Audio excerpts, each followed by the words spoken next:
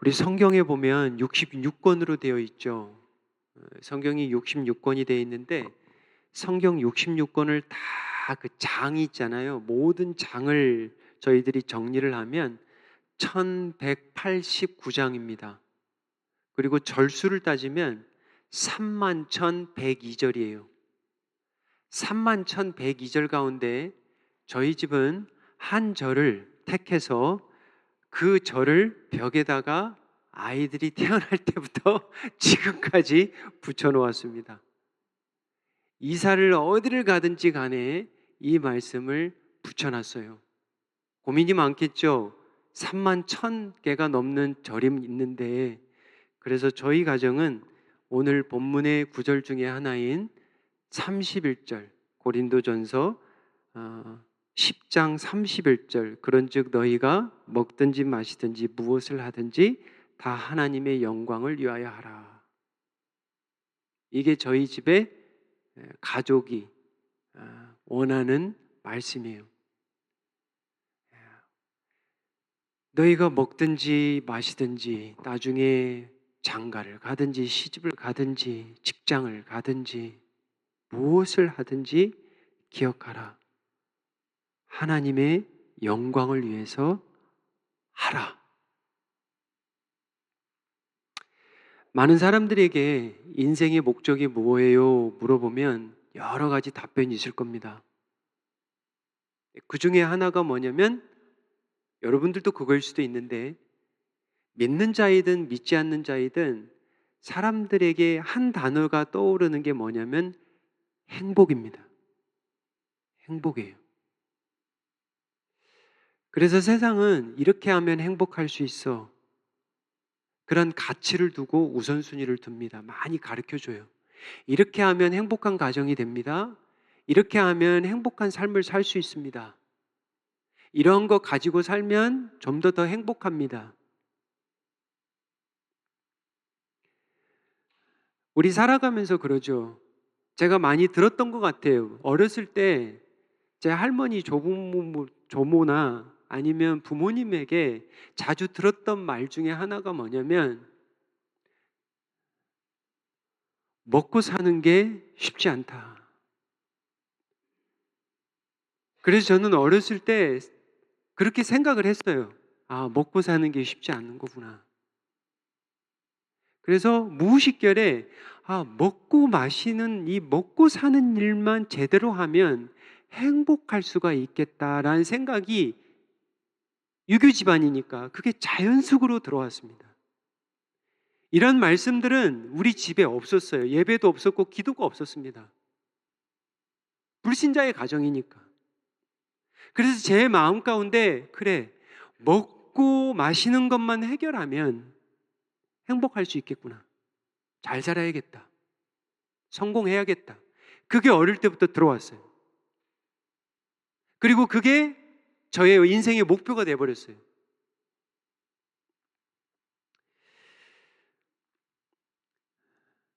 무엇이 하나님의 영광을 위해서 살아가는가?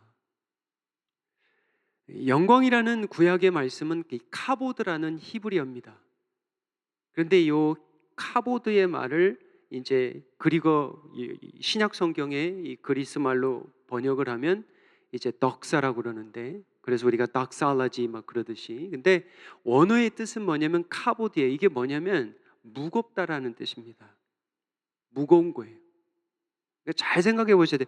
왜 하나님의 영광을 카보드 무겁다고 했을까? 이게 뭐냐면 하나님의 임재, 하나님의 역사하심, 하나님의 현현, 하나님의 계시, 하나님의 드러나는 건 무거운 일이에요.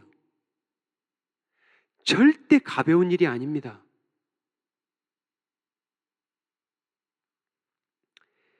그래서 우리의 입장에서 그럼 하나님의 영광을 위해서 살아가는 건 뭘까요?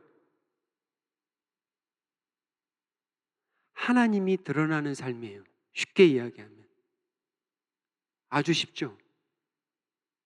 공부를 하든 일을 하든 먹든 마시든 무엇을 하든 기쁨 가운데 있든 슬픔 가운데 있든 고난 가운데 있든 성경을 보십시오. 고난 당하지 않는 성도들이 없어요. 근데 뭐가 차이냐면 하나님이 드러나느냐, 우리의 삶에서 하나님이 강하게 드러나느냐, 드러나지 못하느냐, 그 차이입니다.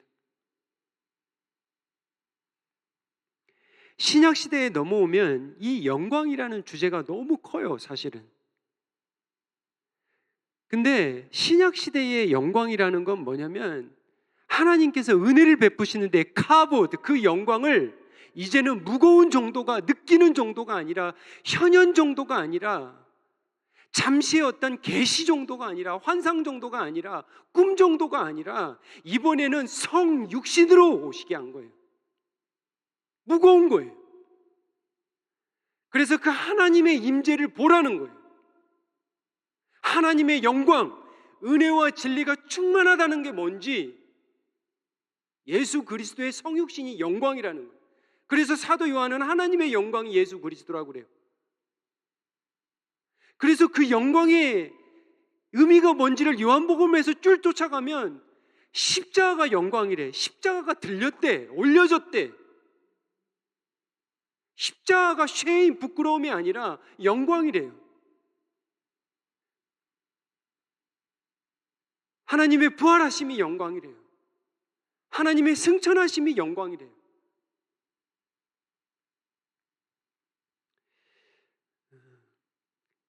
저희들이 불신자들은 이런 얘기를 해도 무슨 얘기인지를 잘 모릅니다. 근데 우리가 신앙생활을 하다 보면 어느 순간에 겨자씨 같은 믿음이 들어와요. 그래서 어느 순간에 나도 모르게 죄와 싸웁니다. 예전에는 죄를 그렇게 즐거워했는데 이제는 죄와 싸워요. 그리고 어느 순간에 어떤 마음이 들어오냐면 이제는 정말 의미 있게 살고 싶다. 내 삶을 정말 의미 있게 살고 싶다. 그러면서 좀 더 나아가 살아계신 하나님의 영광 위에 살고 싶다. 이렇게 삶이 변해요.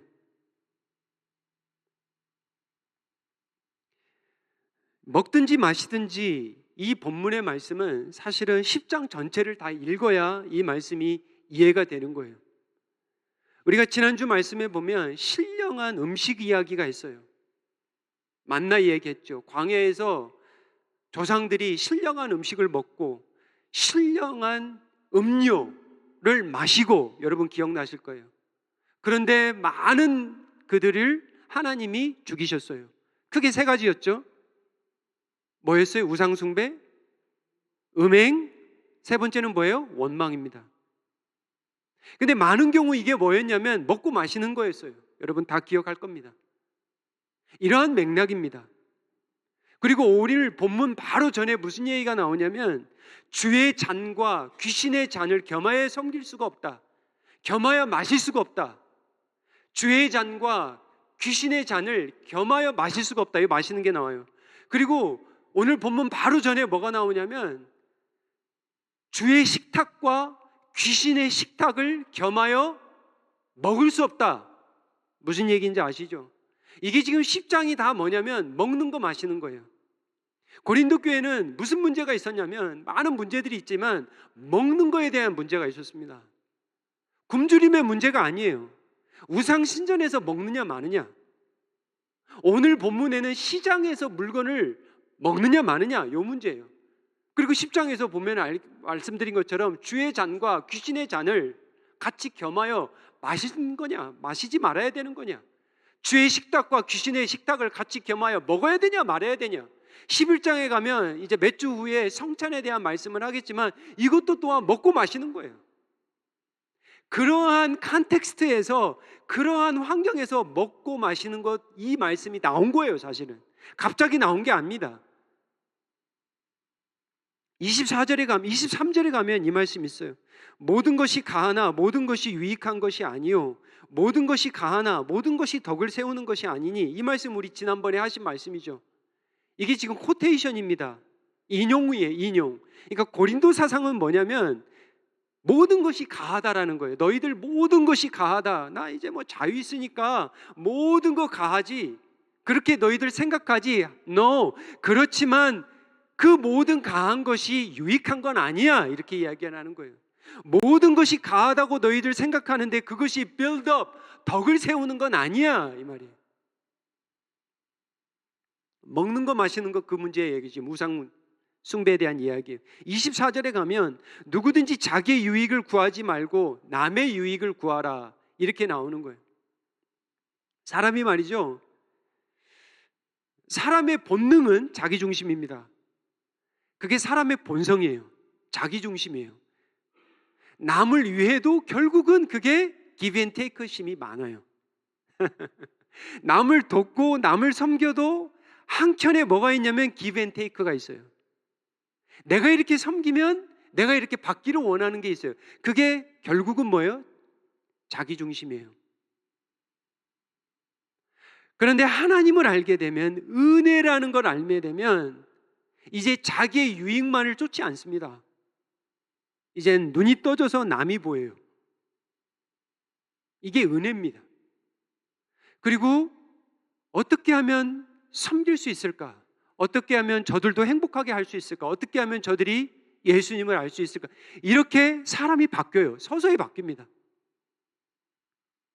자, 그러면 오늘 말씀, 먹고 마시는 이 말씀, 참 먹는 일이, 마시는 일이 중요해요.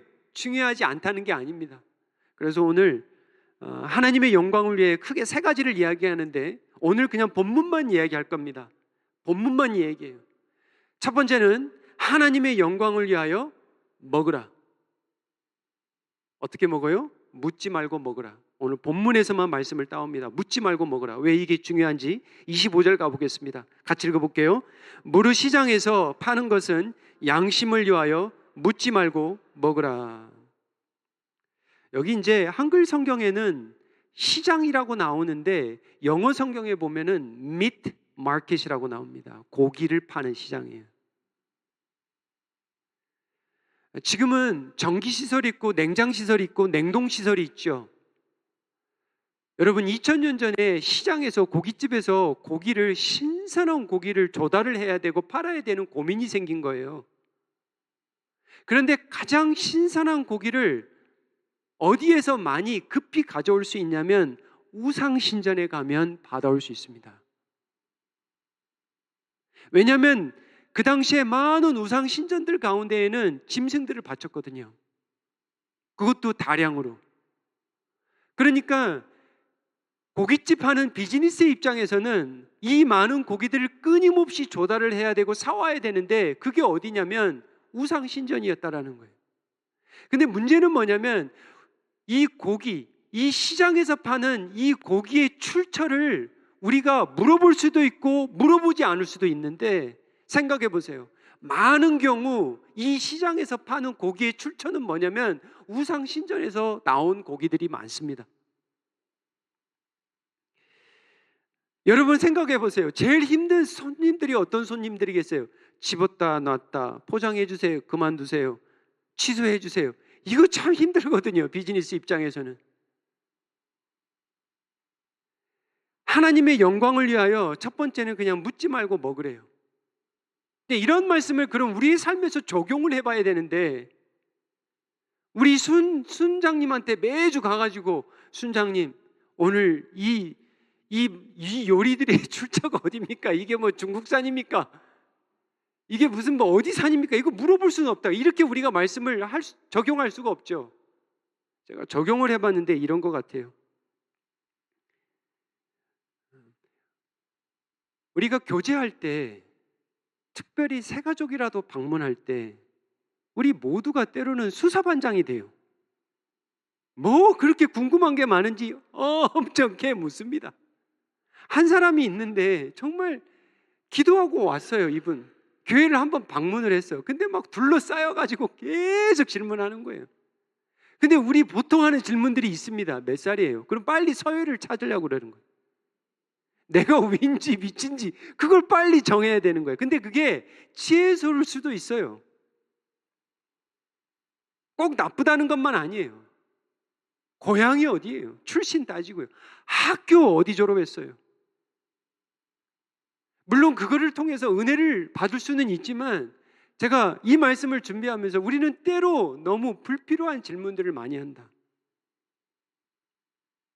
묻지 말고 먹어야 되는 그런 지혜가 필요하다. 자녀들도 마찬가지입니다. 우리가 목사들도 말을 많이 하는데 저의 삶을 보면 말을 많이 해서 실수가 많으면 많았지 말을 적게 해서 손해볼 건 없습니다. 자녀들도 마찬가지예요. 때로는 우리가 좀 답답은 하죠. 말을 안 하니까. 하지만 묻지 말고 먹어야 될 때가 있어요. 왜냐하면 때로는 그걸 통해서 우리가 넘어질 수가 있어요. 26절에 보면 이는 땅과 거기 충만한 것이 주의 것임이라.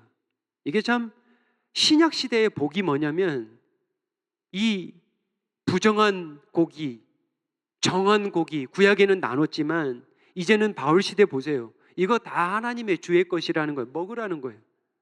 묻지 말고 먹으라는 거예요. 만약에 물어서 이게 우상에서 나온 그런 거면 어떻게 내가 꺼림직해서 먹겠냐라는, 그냥 묻지 말고 먹으라는 거예요. 27절에 보면 여기서 좀 나누고 싶은 말씀이 있어요. 27절에 보면 이런 말씀이 있습니다. 불신자 중, 이제는 좀 더 심각하게 들어가는데, 불신자, 믿지 않는 사람이 너희를 초대했대요. 이거 굉장히 중요한 케이스입니다. 그런데 더욱이 내가 가고자 한다면, 영어로 보면 그렇게 돼 있어요. If an unbeliever invites you to a meal and you want to go. 근데 인바이트를 했는데, 초청을 했는데 당신이 만약에 성도들이 가기를 원한다면 이렇게 나와 있어요. 그러면 어떻게 할 것이냐? 먹으라는 거예요. 이 불신자들이 말이죠, 큰맘 먹고 부른 거 아닙니까? 사실은 차려놓은 거 아니에요. 이게 식사입니다. 예전이나 지금이나 이 먹는 게 굉장히 중요하죠. 아무나 부르지 않습니다. 지금도 마찬가지예요. 우리가 아무나 누가 하고 먹지 않습니다. 그래서 가족이에요. 그래서 교회입니다. 그런데 불신자들이 이 성도들을 초청을 했는데, 한번 생각해 보세요. 이걸 만약에 물어봤어. 근데 사실은 불신자들의 이 고기의 출처가 우상 제물이었다라는 건, 그거는 그냥 어슴, 그거는 추측을 해야 돼요. 그건 대부분 맞습니다. 근데 그거를 만약에 물어봤다면, 그러면 여러분 양심에 찔려서 오늘 말씀처럼, 지지난주의 말씀처럼 찔릴 거 아니에요. 못 먹을 거 아니에요. 그러면 참 분위기가 거시기해지는 거예요. 여러분 생각해 보세요. 순장님이 집에서 열심히 준비해가지고 일주일 동안 준비해가지고 상다리 진짜 부러지게 준비해놨는데 딱 왔는데 저 안 먹습니다. 얼마나 많은 오해가 있겠습니까? 비싼 곡인데, 귀한 곡인데, 정성 들여 섬긴 건데 묻지 말고 먹으라는 거예요. 하나님의 영광을 위하여 먹으라. 묻지 말고 먹으라. 두 번째, 함께 먹으라는 거예요. 함께 먹으라는 거예요.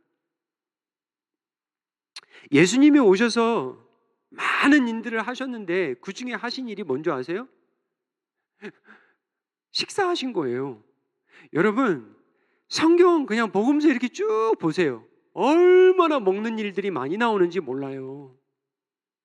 제가 어제 저녁에 성경을 그냥 한번 쑥 훑으면서 제가 찾아봤어요. 보세요. 10분만 찾아도 이렇게 나와요. 가나의 혼인잔치, 오병이요, 4,000명 먹이시고 7광줄 이야기, 포도원 비유, 탕자의 비유. 탕자가 돌아와서 아버지가 송아지를 잡으라고 잔치를 합니다. 먹는 거예요. 여러 가지 잔치의 비유가 있고요. 이런 말씀도 있어요. 자녀의 떡을 취하여 개들에게 던짐이 마땅하지 아니하다. 먹는 이야기 나옵니다. 누룩에 대한 이야기 나오고요. 마지막 만찬 이야기 나오고, 예수님의 살과 피 이야기 나오고요. 부활 후에 예수님이 제자들을 기다려서 떡과 생선을 주잖아요. 먹는 얘기예요. 이런 얘기도 있습니다. 수가성 여인에게 물을 청하는 이야기, 우물가에서.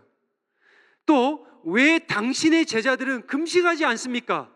먹는 이슈가 떠올라요. 또 한 번은 왜 당신의 제자들은 안식일에 이삭을 잘라 먹습니까? 보세요. 먹고 마시는 게 큰일이었다니까요, 여러분. 근데 예수님이 그걸 다 알아요. 그런데 의도적으로 죄인들과 먹고 마셨어요. 죄인들과.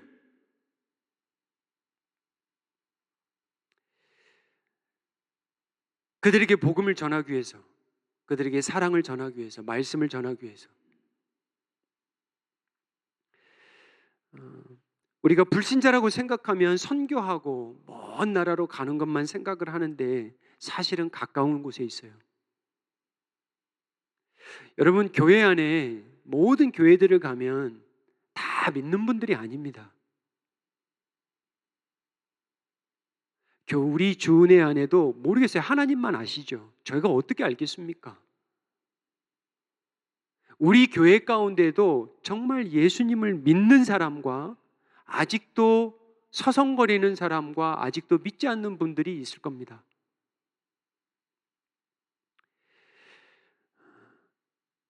밖에 나가서 전도하고 선교하는 것도 정말 귀해요. 그거 해야 돼요. 하지만 우리가 놓치지 말고 빠지지 말아야 될 건 뭐냐면, 잊지 말아야 될 건 뭐냐면 교회 안에 있는 성도들이에요. 한 분 한 분 중요한 거예요. 지난주가 아니고 지난주에 일일 목회자 세미나를 다녀왔습니다. 예배에 관련 사항이기 때문에 이 세대 통합 예배라는 거예요. 이게 무슨 얘기냐면 모든 세대들이 어린 아이들부터 장년에 이르기까지 함께 모여 예배하는 교회들이 있어요. 근데 그게 20년, 30년을 한 교회 목사님들을 모셔놓고 세미나를 한 거예요. 이민교회에서. 정말 도전이 되는데, 조정무님하고 제가 같이 갔다 왔는데 한 가지 정말 감사했던 건 뭐냐면, 우리 교회도 교회 개척부터 지금까지 우리 아이들하고 같이 예배하는 게 하나님의 은혜였구나. 자, 보세요. 주일학교가 언제 시작이 됐냐면 18세기에 시작이 되었습니다. 썬데이 스쿨이.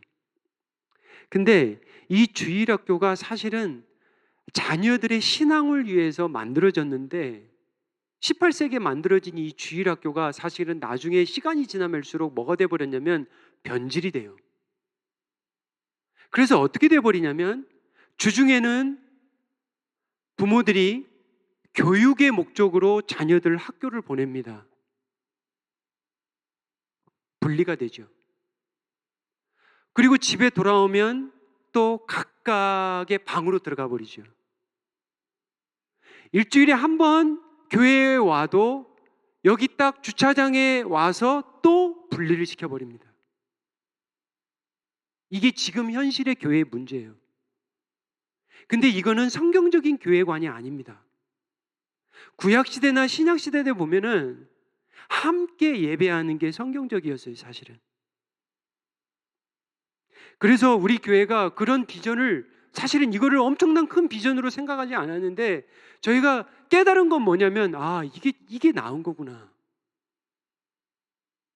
그래서 20년, 30년 그러한 다세대, 그러니까 세대 통합 예배라고 그러는데 이러한 세대 통합 예배를 드린 목사님들을 통해서 열매들을 저희들이 한번 들어봤어요. 그 가운데 많은 어려운 점들이 있어요. 왜 그러겠어요? 불편하죠. 아이들이 떠들긴 하죠. 그런데 어떠한 열매들이 있냐면 아이들이 부모들과 함께 예배하는 것에 익숙합니다. 우리 아이들 보세요.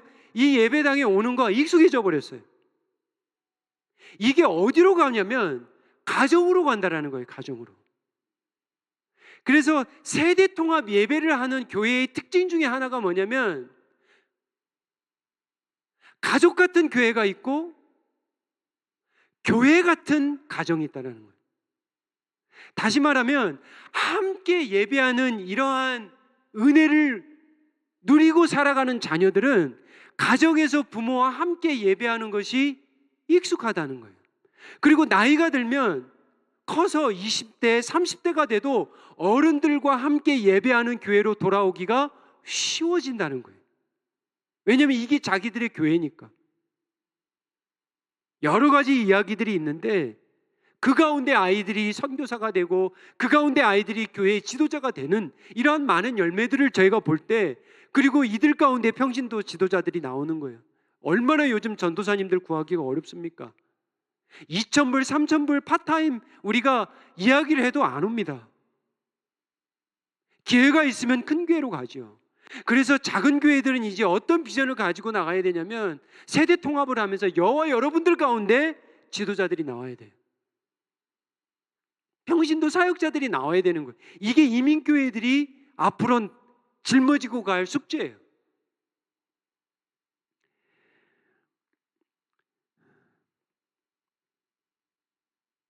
세미나 통해서 한 가지 제가 충격적인 건 뭐냐면, 가정에서 예배하는 퍼센티지를 제가 적어왔는데 5% 미만이래요. 5% 미만. 그러니까 가정 예배라고 생각하면 찬송하고 막 기도하고 이런 것보다는 그냥 잠깐이라도 모여서 아이들하고 말씀을 나누고 그냥 말씀 한 절이라도 읽고 그냥 잠깐 기도 제목, 이러한 시간을 나누는 가정이 일주일에 한 번이라도 있는 가정이 5%밖에 안 된다는 거예요. 제가 너무 충격적이었어요. 이게 이민교회의 현실이구나.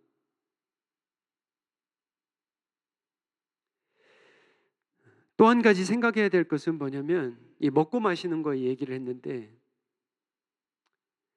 성도들의 신앙의 레벨이 다 다릅니다. 어떤 분들은 정말 깊은 것을 빠지기를 원하시는 분들이 있고요. 어떤 분들은 사실은 교제하기 위해서 교회에 나오시는 분들도 있어요. 여러분, 그게 절대 잘못된 게 아닙니다. 어떤 성도님들은 교회에 놀러 오는 것 같아. 여러분, 놀러 와도 감사한 거예요. 제가 쉽게 비유 한번 해볼까요? 우리 애들 보세요. 우리 애들 10살 꼬마 애들이 지나온 세월을 나눠야 되는데 얼마나 시간이 필요해요, 사실. 일주일 동안 못 만났는데 이들이 앉아서 한 주 동안 뭐 했는지 나눠야 되는데, 지나온 세월을 나눠야 되는데 얼마나 이야기할 게 많냐고요. 지금은 예배가 뭔지 모르고 기도가 뭔지 모르는데, 20년 30년 세대 통합 예배한 그 목사님들 얘기 들어보니까 막 애들이 막 돌아다닌대요. 그래서 그냥 내버려 뒀대요. 근데 이 아이들이 나중에 교회에서 지도자가 된대요. 놀라운 얘기들을 들었는데, 야, 정말 기다려줘야 되겠구나. 예배가 그냥 경건하고 엄숙하고 그것만이 예배가 아니라는 거예요. 항상 정장을 입고, 어떤 목사님은요 애들을 위해서 정장 안 입었대요. 야, 많은 열매가 있더라고요. 32절 가겠습니다.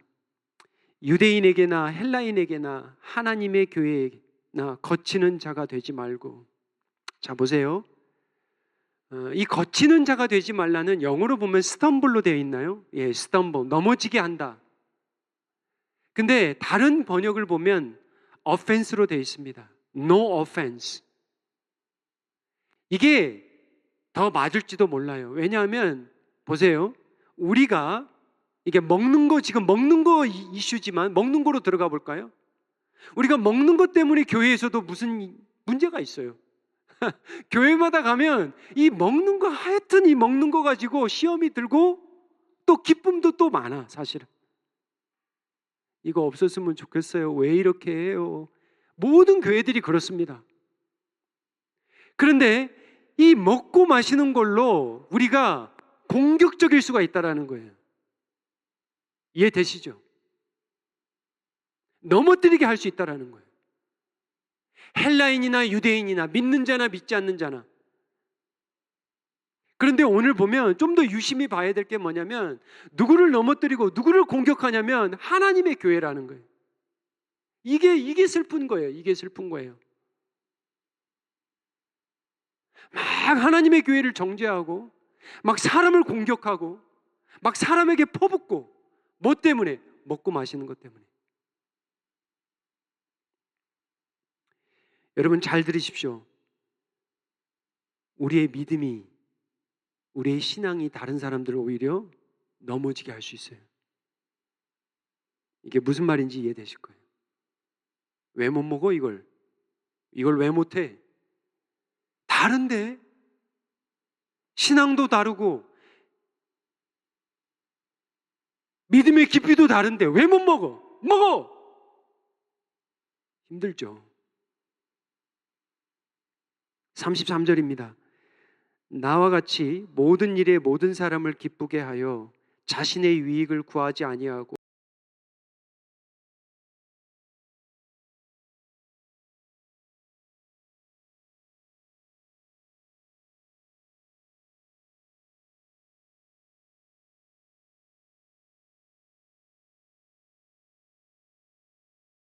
많지만 오늘은 그냥 먹고 마시는 걸로 하는 거예요. 무슨